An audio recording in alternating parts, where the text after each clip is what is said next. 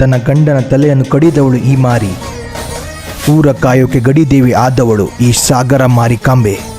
ಈ 3 ವರ್ಷಕ್ಕೊಮ್ಮೆ ನಡೆಯುವ ಈ ಮಾರಿಯಮ್ಮ ಜಾತ್ರೆ ಹಿಂದೆ ಇದೆ ಒಂದು ರೋಚಕ ಕತೆ. ಹಿಂದೆ ಈ ಮಾರಿಕಾಂಬೆ ಬ್ರಾಹ್ಮಣ ಕುಲದಲ್ಲಿ ಜನಿಸಿ ನೋಡಕ್ಕೆ ತುಂಬಾ ಸುಂದರವಾಗಿದ್ದಳು.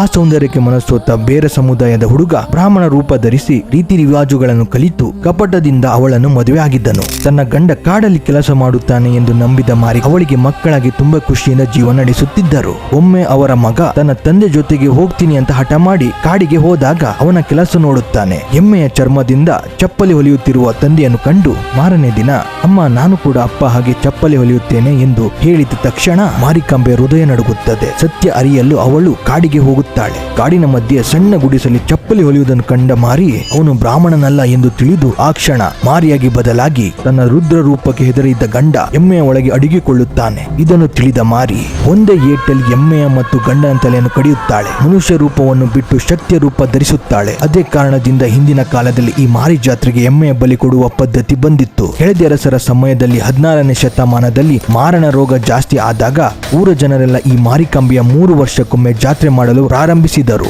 ಈ ಕಾಯಿಲೆ ಹಾಗೂ ರೋಗಗಳು ಕಮ್ಮಿ ಆದಾಗ ಕೆಳದಿಯರಸರು ದೇವಸ್ಥಾನ ಕಟ್ಟಿಸಿ ವಿಜೃಂಭಣೆಯಿಂದ ಜಾತ್ರೆ ಮಾಡುತ್ತಾರೆ. ಇದನ್ನು ಈಗ ಕೂಡ ಊರ ಜನರು ಮುಂದುವರೆಸಿಕೊಂಡು ಬಂದಿದ್ದಾರೆ. ಇವಳು ಮೊದಲನೇ ದಿನ ತವರು ಮನೆ, ಉಳಿದ 8 ದಿನಗಳು ಮಹಾಮಾರಿ ರೂಪದಲ್ಲಿ ಗಂಡನ ಮನೆಯಲ್ಲಿ ಇರುತ್ತಾಳೆ.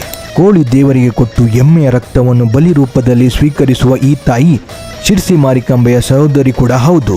ಮುಂದಿನ ಭಾಗದಲ್ಲಿ ಶಿರ್ಸಿ ಮಾರಿಕಾಂಬೆಯ ಜಾತ್ರೆ ಹಾಗೂ ಚರಿತ್ರೆ ಬಗ್ಗೆ ತಿಳಿಯೋಣ. ಎಷ್ಟೋ ಕಷ್ಟ ಪರಿಹರಿಸಿ ಕಾಪಾಡುವ ನಮ್ಮ ತಾಯಿ ಈ ಸಾಗರ ಮಾರಿಕಾಂಬೆ. ಧನ್ಯವಾದಗಳು. ನಾನು ನಿಮ್ಮ ಶುಭೋತ್.